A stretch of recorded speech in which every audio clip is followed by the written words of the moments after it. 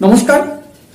হিন্দুদের সাথে বিশ্বাসঘাতকতা করেছে নেহেরু সরকার, তার সম্পূর্ণরূপে সংশোধন করতে মরিয়া কেন্দ্র সরকার। আপনি কি আইন 30 এবং 30A শুনেছেন?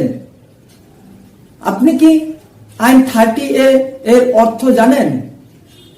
জানতে হলে পুরো ভিডিওটি দেখুন এবং সকল বন্ধুদেরকে ভিডিওটি শেয়ার করে দেবেন, আর চ্যানেলটিতে নতুন হলে সাবস্ক্রাইব করে দেবেন এবং ফলো করে দেবেন। 30A সংবিধানে একটি অন্তর্ভুক্ত আইন। এই আইনটি নেহেরু সংবিধানে অন্তর্ভুক্ত করতে চাইলে তখন সর্দার বল্লভভাই প্যাটেল এর তীব্র বিরোধিতা করেন। এই আইনটি সংবিধানে হিন্দুদের সাথে বিশ্বাসঘাতকতা, তাই এই আইনটি যদি সংবিধানে অন্তর্ভুক্ত করা হয় তাহলে আমি কংগ্রেস দল এবং মন্ত্রিসভা পদত্যাগ করব।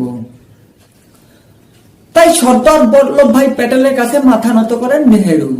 কিন্তু দুর্ভাগ্যবশত কিছুদিন পরে সর্দার বল্লভভাই প্যাটেল মারা যান। সর্দার বল্লভভাই প্যাটেলের মৃত্যুর পরে এই আইনটি প্রণয়ন করতে বা অন্তর্ভুক্ত করতে কোনো বাধা রইল না। তাই নেহেরু সর্দার বল্লভভাই মৃত্যুর পরে এই আইনটি সংবিধানে অন্তর্ভুক্ত করে। ধারা 30A আইন কি এবং এর বৈশিষ্ট্য কি তাই নিয়ে আমি আপনাদের সাথে আলোচনা করব।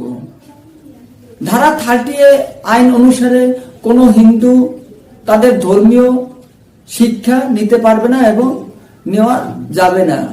এবং ধারা 30A আইন অনুযায়ী কোনো প্রাইভেটেও কোনো হিন্দু তাদের ধর্ম শিক্ষা নিতে পারবে না এবং প্রাইভেট কলেজেও কোনো ধর্মীয় শিক্ষা নিতে পারবে না। ধারা 30A আইন হিন্দুদের কোনো ধর্মীয় শিক্ষা নেওয়ার অনুমতি দেয় না। তাই হিন্দুরা স্কুলে বা কলেজে কোনো প্রকার ধর্মীয় শিক্ষা নিতে পারবে না। নেহেরু সংবিধানে আর একটি আইন তৈরি করেছিলেন, ধারা 30। এই আইনটি হলো খ্রিস্টান, মুসলিম এবং শিখেরা তাদের ধর্মীয় শিক্ষা নিতে পারবে এবং নির্বিধায় তারা তাদের ধর্মীয় প্রচার করতে পারবে এবং যেমন খুশি তারা তাদের ধর্মীয় শিক্ষার জন্য মাদ্রাসা, গির্জা এবং চার্চ চালু করতে পারবে। তার জন্য সরকার কোনো তাদেরকে বাধা দিতে পারবে না। অন্যদিকে হিন্দুদের মন্দিরে ভক্তদের দেওয়া অর্থ সরকার নিয়ে নেবে, কিন্তু কোনো গির্জা বা মসজিদের টাকা কোনো সরকার নিতে পারবে না।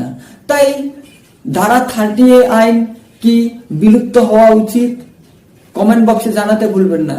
সকলে ভালো থাকবেন, দেখা হবে পরবর্তী ভিডিওতে।